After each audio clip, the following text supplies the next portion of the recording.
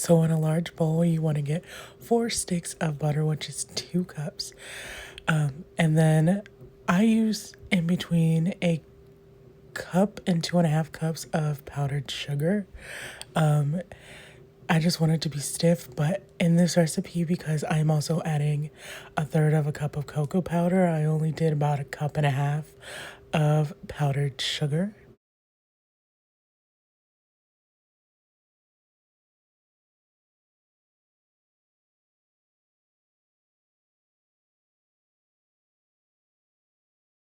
So once you mix it up, this is what it is going to look like.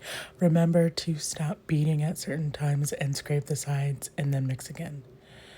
I also went ahead and I added in a little bit of milk. I always added a little bit of milk just so that it's not, I guess, dry. It's just like I've always done it.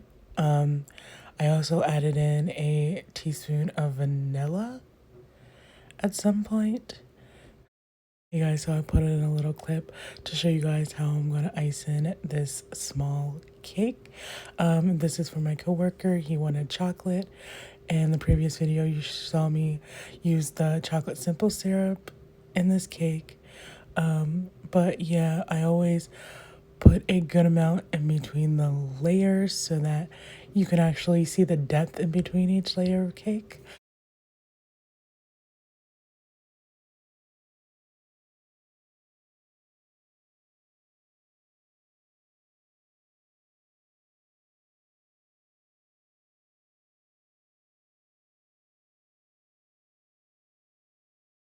And then I go on ahead and I add on the top layer of cake. I usually do 3 layers, but I just did 2 layers this time because I didn't feel like doing it. I accidentally left one of my cake pans at a friend's house and I was like, I'm only gonna do 2.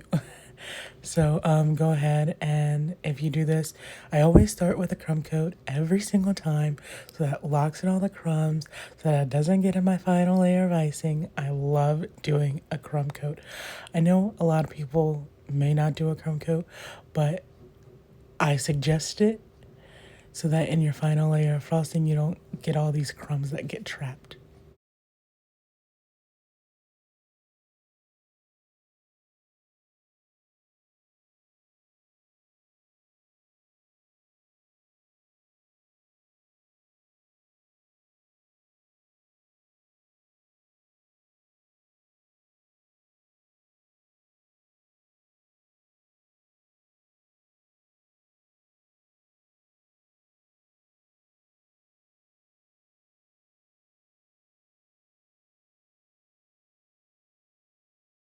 A lot of things went on, didn't show the final coating of icing, but this is how I decorated. I just went around the bottom with just a little like squeeze, release, like real quick action.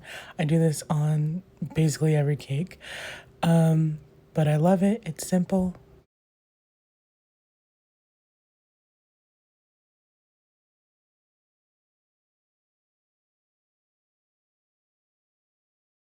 Okay, so I don't know what this technique is called, but I did it. I did it in a previous cake and I really loved it. I actually debated for a minute while recording, so I had to edit on what pattern I should do for the top, but I really like this one and I think I'm going to keep using this technique in later cakes because it's so nice.